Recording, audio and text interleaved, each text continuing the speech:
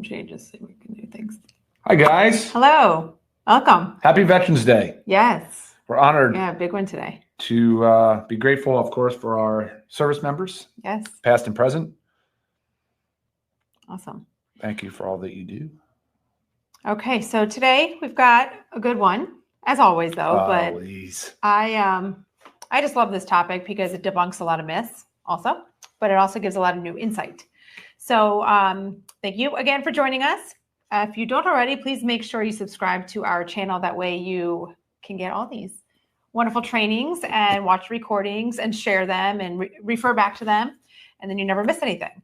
And make sure as we're doing this that you are writing in your comments, because we will take questions at the end. We also just love your comments. If you have a comment, like us.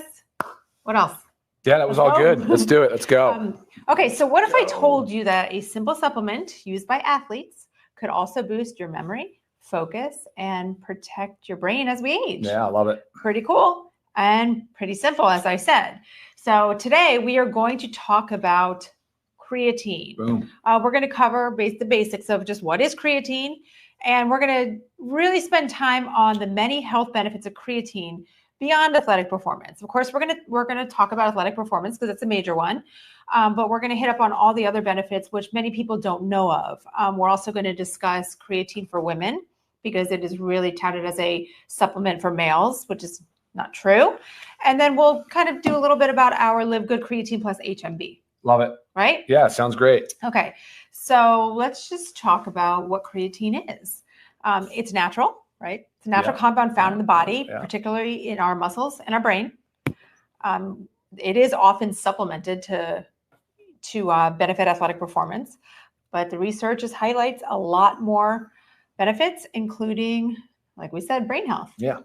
One thing about its effectiveness, you want to give those pretty cool stats? How effective is creatine? Oh, 100%. There you go. There you go. Yeah, that was an easy one. Right. I mean, it's not many things you can say are 100% effective. Well, at doing one particular thing, and that is drawing water into the skeletal muscle cell. Right. So that's what I mean by I can tell you definitively that is what will happen. Right. Among other things, of course, but it's a well-studied molecule. I mean, over 50 years of studies, or longer. Right. Probably the most studied supplement, to be honest. I mean, they started using it in the earliest Olympics before they even had any idea what it would do. Right. It's crazy. It's great. It is pretty cool. But let's talk about that creatine molecule real quick, guys, though. It is a non-essential, like Lisa mentioned, which means the body will make it. It's a derivative of amino acid. So it's a non-essential amino acid, basically. And we're talking about creatine right now. We will also separately discuss HMB because there's two actual molecules in here. So the cool thing about creatine is that our body will make some of it, but not enough. We must get it from food. And when we don't get enough from food, and there's vegans and vegetarians that can struggle with this, that's when the body can deplete its reserves to bare minimum, basically. And that can create problems. Right. That can create some of the issues. And we'll go into some of those things today. But there's different stages of life. I mean, now the science is supporting there's no contraindication for anybody. Even if you're a dialysis patient with renal impairments, I'm not suggesting you do this without talking to your provider, but you should be supplementing with creatine as early as adolescence through obviously into your elder years. Right. Yeah. I was going to say too I was, reading a study on the use in adolescents and how how safe and effective it is. Yeah.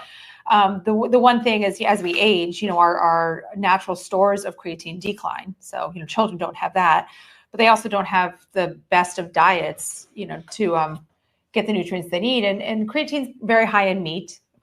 Meat and fish. Red meat. Yeah. I'll just say just meat and fish. Yeah. Right. Eggs. Yep. So that's why when Ryan mentioned that vegetarians and vegans might struggle with this, particularly, yes.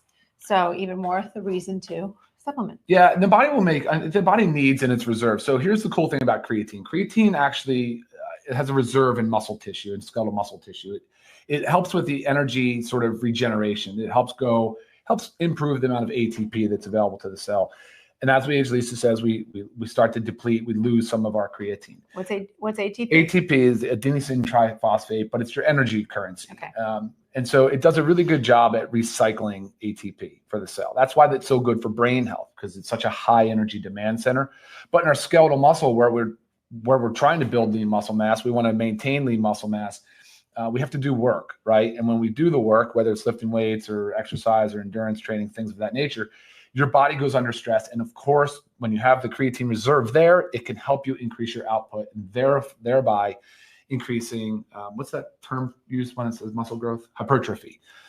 So it can help grow more muscle, of course. Okay. So one thing that you said that I like, so the brain is a high energy demand center. Yeah. So a lot of times when we think about energy, so we've known like creatine enhances athletic performance because of the availability of ATP, like our energy.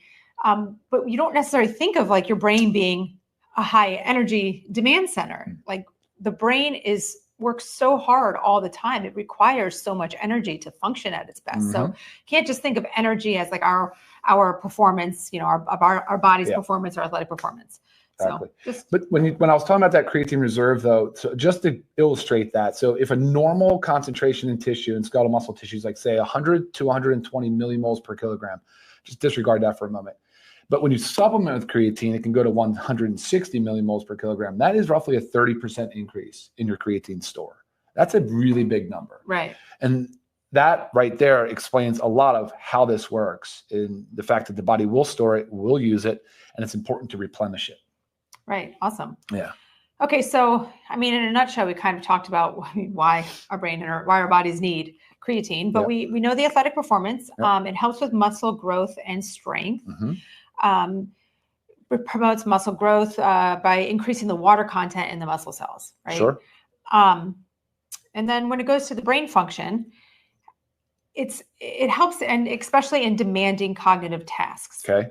But also has protective benefits during aging, times of stress, right? Times of stress, neurodegenerative diseases. Okay. Which also that's times of stress on the brain. Which would be like Alzheimer's and Parkinson's. Yes. And then now you're calling diabetes type 3, or what was I going to say? Alzheimer's. You're calling Alzheimer's type 3 diabetes. So there's some inflammation, of course, of the vasculature in the brain. So right. But it's a lot of people. Sleep distress. And one comment that came in about menopause, hormonal fluctuations can cause. Sure. Yes. I mean, I have a whole thing, and we'll touch on specifically creatine for women. I mean, but what I'm talking about right now goes for everybody. And Ryan did mention the sleep. So sleep deprivation like really stresses our brain, right? You feel like you go through the day, you're just feeling out of it. You can't get your thoughts together. But there's many studies that say, like, actually, I wrote down the outcome of this one study. These outcomes suggest that a high single dose of creatine can partially reverse metabolic alterations and fatigue-related cognitive deterioration. And this study was on sleep deprivation. So it's a really cool thing because I feel like a lot of us aren't getting enough sleep. I mean, especially, work, stress, children. I know sometimes we have preteens, but we still get interrupted sleep. And, it's just an important thing. And we just don't focus on it as much. We might say, oh, I'm okay with 5 hours, but like you're running on fumes, so the benefits of supplementing with creatine, I mean, great for your brain health. Anti-aging effects, that has a lot to do with what we just said, the increases in muscle mass that can come along with supplementing with creatine, your cognitive function, your physical performance. I mean, it improves your quality of life because of all that, reduces age-related frailty. So what's there not to love about it? It's just like, it's crazy when you see all of this, how beneficial it is.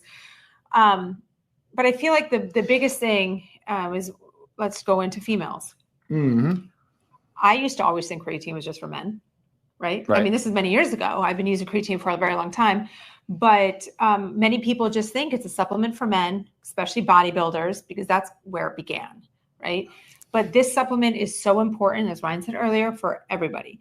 And when it comes to women, especially with hormonal fluctuations, hormonal support during menstruation, like, our fluctuating mood, our energy levels. I mean, this is big time. Muscle energy. You know how you feel. I know how you feel. And then the cognitive health benefits that during hormonal changes such as menopause, where the brain fog and the cognitive challenges can be more pronounced. I mean, this is huge. And not to mention, let's also talk about for women what else happens. And, menopause is our muscle mass significantly declines, our bone density suffers. This is the most amazing thing for postmenopausal women. Again, the brain, the muscle, the bone, the anti-aging effects. And I do feel like you probably, I'm sure many of you are sitting out there thinking, but creatine makes you gain weight. Okay, creatine does not make you gain weight. Because creatine hydrates the cells, and you said it's 100% effective at doing that, it can increase this water weight feeling, like a small sense of bloating. If this does happen, it's temporary. It's just while your body's getting adjusted to the creatine, right? The cells are getting hydrated. I will personally say I never noticed it, but I do know other people have said that they noticed it, but just give it a couple weeks. It will go away. It's not permanent. There's no study out there that says that water weight gain or that bloating feeling is permanent. It's self-limiting. It does resolve on its own. If there is water, it follows it via osmosis. That's actually the way it works. And it will limit. It will self-limit and it'll go away, but it'll stabilize. Really, the whole point is that you would continue to hydrate with taking creatine. I want to enforce the importance of consuming water. Even if you get a sense that you're holding water, you should continue to hydrate with water. Trust me. Give it a couple of weeks. Give it 4 weeks. Within 4 weeks, you can already notice the benefits of creatine for brain and also for skeletal muscle mass. Right. So some people notice it pretty right away. On, pretty quick, like 2 weeks and under. But 4 weeks is kind of your period, right? Gets you through all of it, and then you're in a maintenance phase.